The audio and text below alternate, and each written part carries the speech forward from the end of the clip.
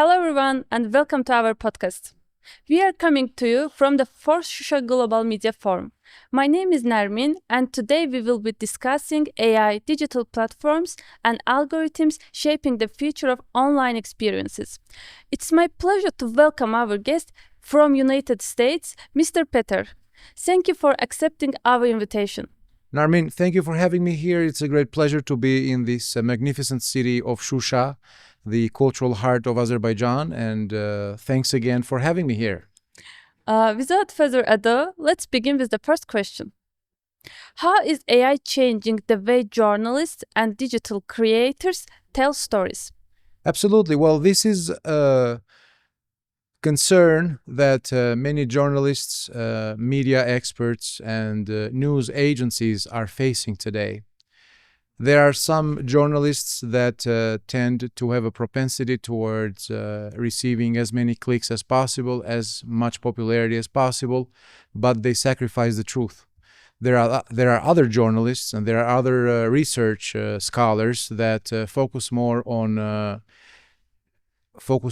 investigating and getting closer to the truth, but they do not get a lot of popularity. They do not get a lot of clicks.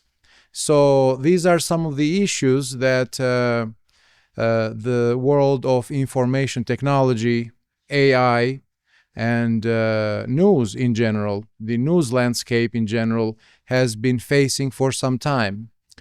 With the artificial intelligence in mind, we do have some certain concerns, some serious concerns when it comes to ethics in the media, misinformation, disinformation, and information warfare.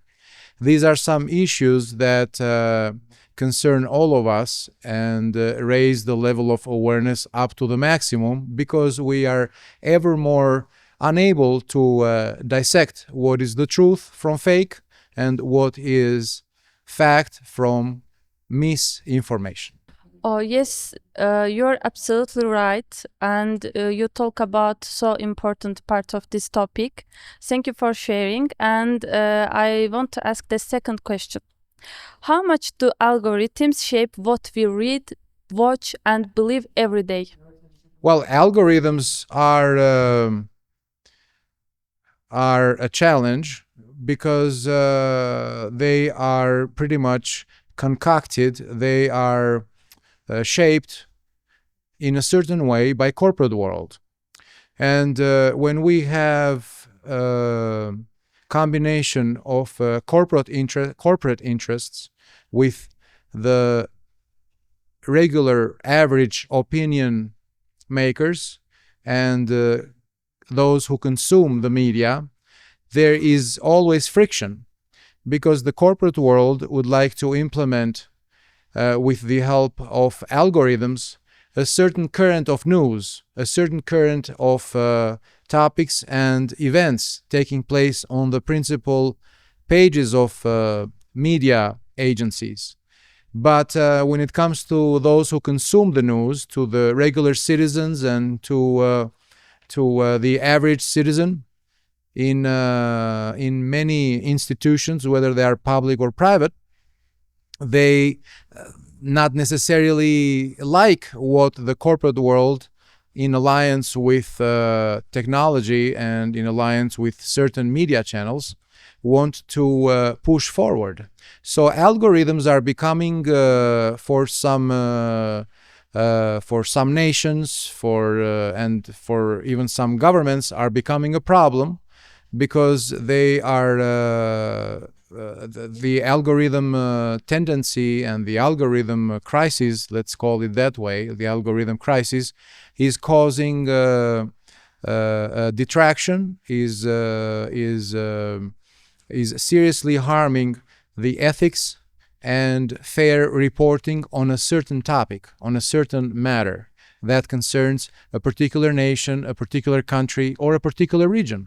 Yes, you are right. And of course, nowadays, mainly some media organizations focus on algorithms, and they discuss about it, they think about it, and of course, you are right. And the third question is, what responsibilities do digital platforms have in creating healthier online spaces? The digital platforms, as well as social media companies, including LinkedIn, Facebook, WhatsApp, X, they all have a commitment with the societies and with the communities where they are present. And in this regard, it would be very important for these social media platforms to engage in the development of corporate social responsibility projects. And that means doing some and leading the development of some projects that benefit directly those vulnerable societies where they are operating. For example, TikTok is present on many of the underdeveloped countries. And with that said, they do have a wider audience in some underdeveloped countries in Africa, South America, Central America, Europe, even in Central Asia. But that doesn't mean only for TikTok to generate money from advertisement. They also have a responsibility. The principal duty of them is also of agencies or of companies like TikTok and others have a responsibility to give back to the community through projects that are within the concept of the corporate social responsibility, CSR. And these are some issues that we will be facing in the years to come. And Shusha Global Media Forum is a platform where we discuss these issues. Unlike in any other nation in the world, this is the only place in the world where we discuss these matters that affect the economies of regions, the economies of continents, the logistical development, the industrial development of nations.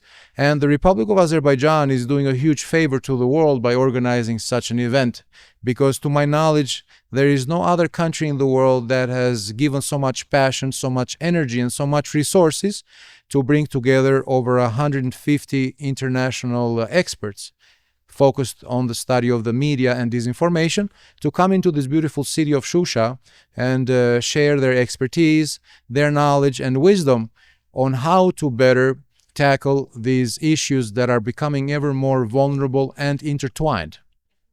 Yes, thank you for your sharing. And now I want to ask about which storytelling formats do you think will shape audience over the next 5 years?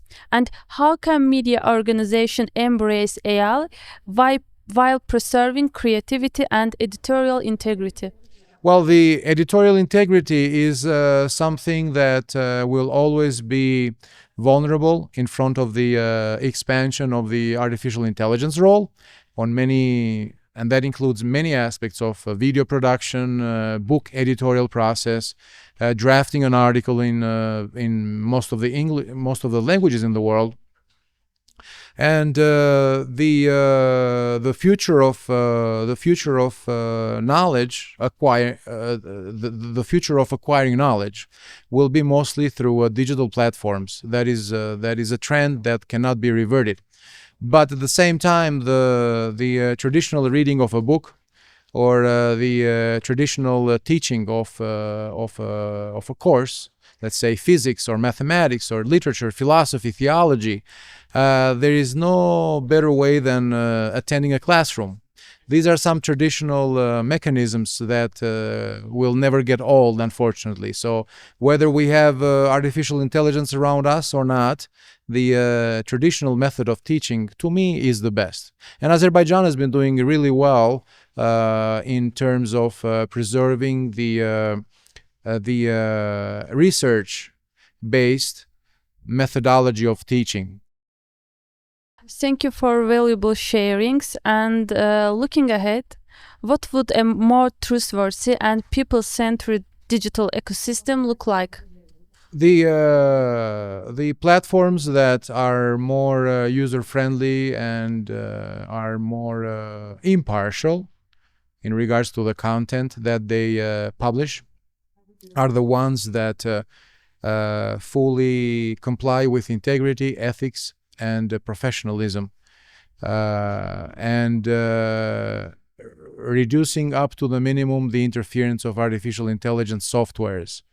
There is no substitute to human brain, no matter what humans can do within the framework of artificial intelligence initiatives or projects. The level of instinct and the level of thought processing that humans have, it's irreplaceable. At the end, thank you for sharing and thank you for time. And thank you to everyone for watching. Don't forget to follow us in our social media channels for more exclusive content from the fourth Shusha Global Media Forum. Thank you. Narmin, thank you very much for having me here today, and greetings to everyone from this beautiful city of Shusha, Republic of Azerbaijan.